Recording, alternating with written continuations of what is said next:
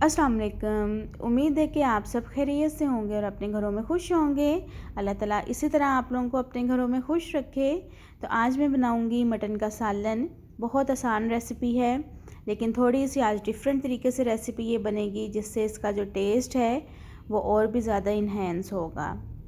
आप लोगों ने वीडियो सारी देखनी है, कहीं से भी स्किप नहीं करनी है, ताकि जो मैं आज टिप्स एंड ट्रिक्स आपको बताऊंगी वो सारे आपको पता चल सकें। तो चलें जी, रेसिपी की तरफ चलते हैं। बिस्मिल्लाहिर्रहमानिर्रहीम। तो मटन का सालन बनाने के लिए यहाँ पे जो मैंने चीज़ें ली हैं, 1 किलो जो है वो मैंने यहाँ पे मटन लिया है, बकरे का गोश्त। और यहाँ पे 2 से 3 अदद प्याज हैं, 2 मीडियम साइज़ के टमाटर हैं और 3 से 4 अदद सब्ज़ मिर्चें हैं। 1 टेबलस्पून कुटी सुर्ख मिर्च है, 1 टेबलस्पून नमक है, हाफ़ टी स्पून हल्दी है और यहाँ पे 2 टेबलस्पून मैंने भर के जो है लहसुन अदरक का पेस्ट लिया है। 1 टेबलस्पून यहाँ पे साबुत मसाला है और 1 टेबलस्पून यहाँ पे सूखा धनिया है। तो यहाँ पे पैन में मैं सबसे पहले जो है वो गोश्त जो है वो शामिल कर दूँगी और इसके साथ ही प्याज, टमाटर और जो सब्ज़ मिर्चें हैं वो भी इसके साथ ही मैं शामिल कर दूँगी। तो अब बारी है इसमें स्पाइसेस ऐड करने की। ये सारे मैं इकट्ठे ही इसमें सारे शामिल कर दूँगी।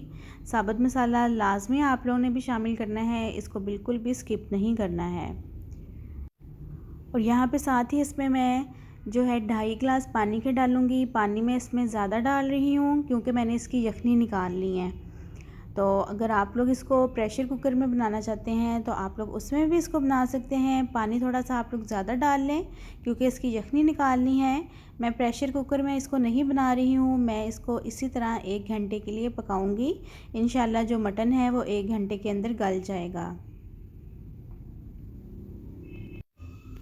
तो यहाँ पे जो मटन है उसको मैंने 1 घंटे बाद चेक किया है, बिल्कुल गल चुका है। इसको मैंने 95% जो है वो कुक किया है।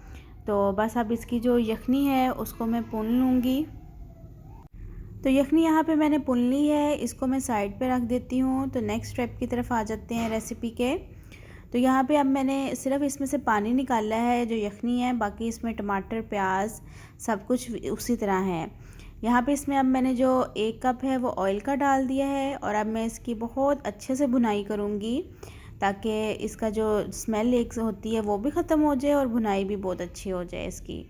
तो यहाँ पे मैंने साथ ही इसमें जो पिसा हुआ गरम मसाला है वो 1 टेबलस्पून इसमें मैंने शामिल कर दिया है।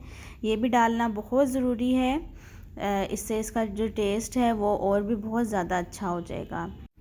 तो यहाँ पे मैं इसको 10 से 15 मिनट के लिए भून लूँगी ताकि इसका जो ऑयल है वो भी ऊपर आ जाए और इसमें जो थोड़े बहुत टमाटर या प्याज वगैरह नज़र आ रहे हैं वो भी ख़त्म हो जाएं।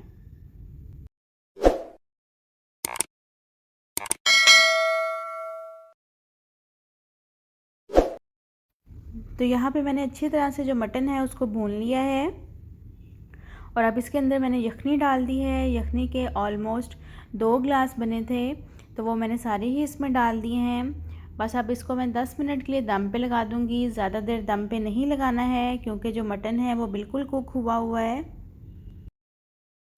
और जो लोग मेरे चैनल पर फर्स्ट टाइम वीडियोस को वॉच कर रहे हैं उनको वेलकम टू माय चैनल। मेरे चैनल को सब्सक्राइब कर दें और बेल आइकन के बटन को प्रेस कर दें ताकि मेरी हर नई आने वाली वीडियो आपको फ्री देखने में मिले।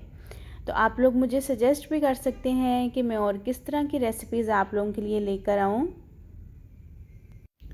तो यहाँ पर जो मटन ग्रेवी है वो बनकर तैयार हो गई है। आप लोग देख सकते हैं कि इसके ऊपर ऑयल भी आया हुआ है।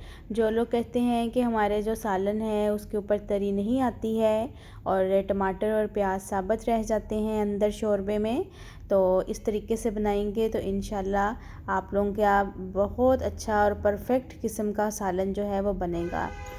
तो यहाँ पे इसके ऊपर मैंने अदरक, धनिया और सब्ज़ मिर्चों की जो गार्निशिंग है वो कर दी है।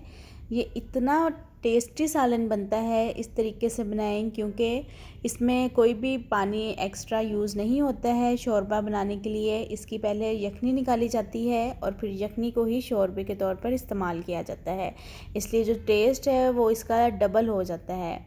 आप लोग लाजमी इस रेसिपी को ट्राई करिएगा और मुझे कमेंट्स में बताइएगा कि आपको ये रेसिपी कैसी लगी है।